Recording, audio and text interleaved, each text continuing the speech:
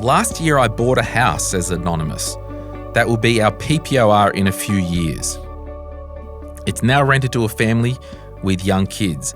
Less than 1 month into the tenancy, a neighbour sent a letter to my realtor asking me to pay for half the costs of raising the height of the fence to 2.2 metres from the current fence because the tenant's children playing on a play gym in the yard reduces their backyard privacy and makes their dog bark. I'm not sure a higher fence will resolve both issues. I was just about to say, it sounds like don't know if the dog's barking because they can see them playing. It may block children seeing into their yard, but it's unlikely to stop the dog barking at kids on the other side. As far as I know, the tenants are not involved. I don't know if there is an enforceable issue here or if they are just hopeful I will meet them halfway. Any thoughts from the property team or other people who have dealt with something similar? Yeah. My first comment is, welcome to your new neighbours. Yeah, 1 month in, you cop this. And you're going to be living there in a few years. I hope you enjoy their pleasant demands. Yeah. So, might be in 12 months, not a few years if this keeps carrying on. But I think want doesn't necessarily mean need. If there's my thoughts, and every state, to be clear, has a Fences Act. Some from 1970, some from, like the New South Wales one is Dividing Fences Act 1991. But surely there would be local council ones that won't be outside the guides of the state baseline. Of the Act, that's right. Yes. Yeah. So, and let's use a height, 1.8. Yeah. That sounds like a common, might be lower than that, but 6 foot common height, 1.8. So, okay, if that fence generally is in good working order and there's no need to replace it because it's dilapidated, then if one neighbour wants to increase the height for one reason or another, then my thought is that's on them to pay the difference of the upgrade. And to me, it's in the same category. If it's legal, structurally sound, all that, and if it is allowed to be higher, okay, that's the number one thing. Does the local council conditions allow higher? It could be in a cyclone area or whatever. They're like, no, we need lower fences because it's windy here. Yeah. Whatever that could be, it's in the exact same category as this neighbour knocking on the door. Like, forget the dog, forget the kids, but knocking on the door saying, we understand there's a 6 foot timber what's it called? Timber plank fence? Timber fence is fine. Yeah, but what are the individual? Paling, that's the timber paled fence. Yes. We want a grey Colorbond fence. Yeah. It's the same category. Okay, you can pay for it. Yeah.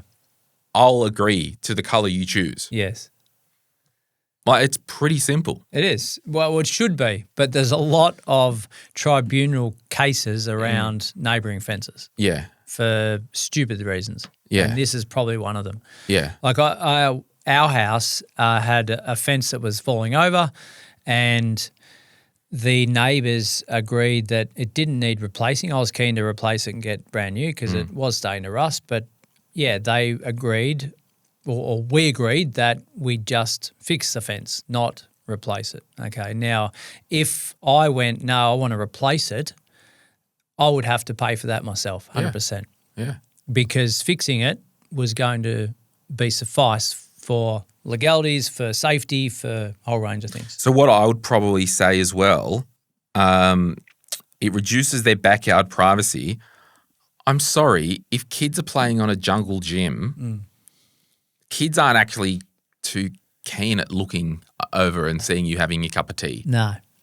I think the neighbours probably need to... It's NIMBYism, not in my backyard. It's like, okay, I've been here for 100 years and now all of a sudden I've got kids. I want to listen to the magpies. I can't hear them for the screaming kids. I've got a bit of a philosophy. If you've got a problem with the sound or look of kids playing in a backyard, that's on you. Yeah, move to acreage. Like, you don't have to live there. Like, literally get a grip. And all this petty stuff that people – actually, we had a conversation – or not a conversation – in my apartment building on my level.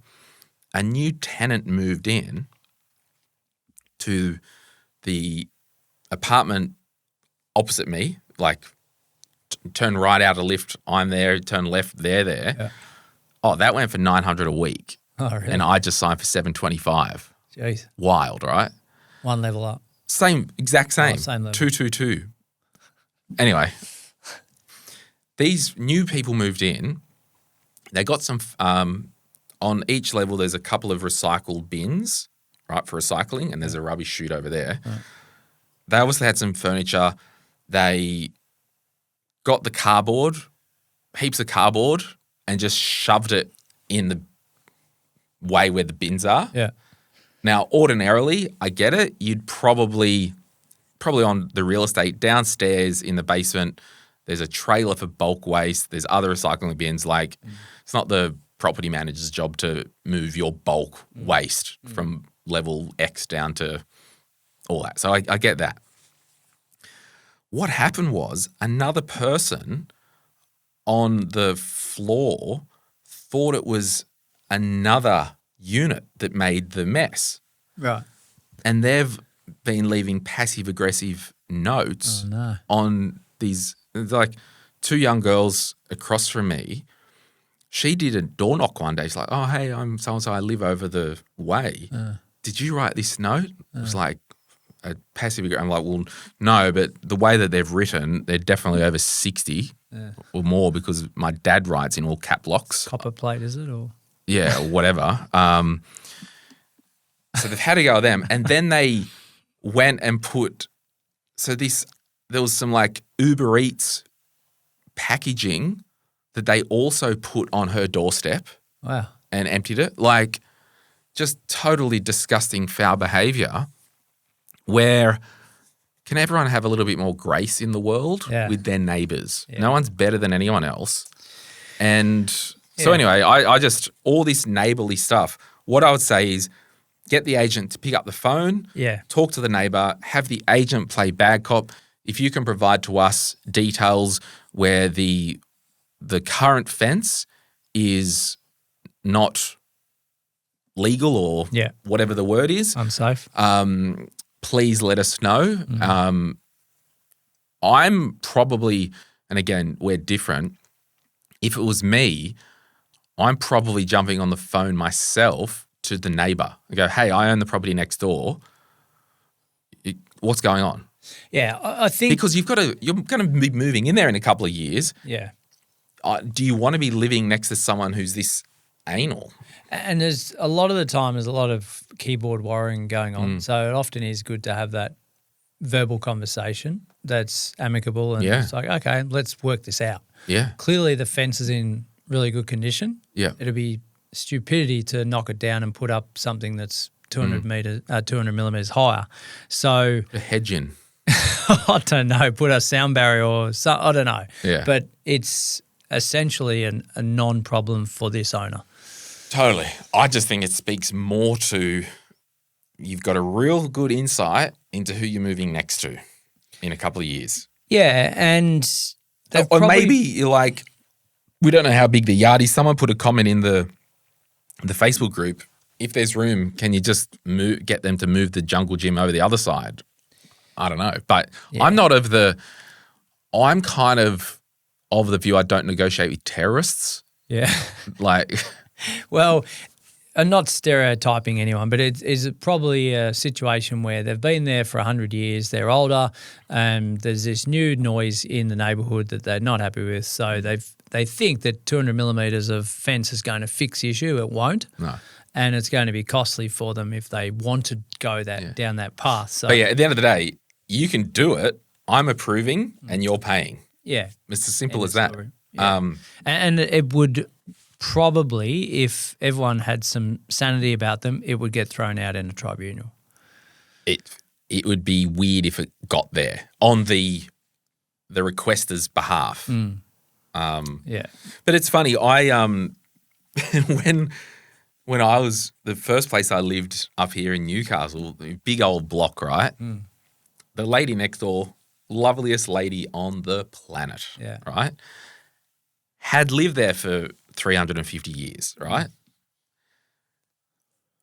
The place that I was at, it had all these gardens and all this, and this is one of the reasons I ended up leaving because of the maintenance. And she's like, "Oh, Keith and Anne were out in the garden every day, trimming and weeding and mowing." And I'm like, "I'm not Keith and Anne." But I've employed Keith. But Keith, yeah. So that was kind of just a bit of I think her saying, "It's looking a bit shabby. You need to do something." Yeah. Maybe, I don't know. Yeah. It could have. And we in our cash flow management plan, Amy and I had to factor in a sporting equipment amount each month because the balls would go over from our kids, but they'd never get returned. Really? And yeah, don't know, haven't seen it. Sort of. Man, when we were kids, we used to jump in the neighbour's pool next door when they weren't home. Well, that's It was a I'm sure they version of knew that we were doing that weirdly. Yeah. Hey, it's Glenn here. Thank you so much for watching today's video. You made it to the end. Can I ask a favour? Can you hit that like button and maybe hit subscribe if you want to get notified when we release further videos just like this one, whether you watch the Money podcast or Retire Right. And remember, if you want to learn more about investing, I've got an investing book, The Quick Start Guide to Investing, and there's a link in the description to get your hands on a copy. Thank you so much. Bye.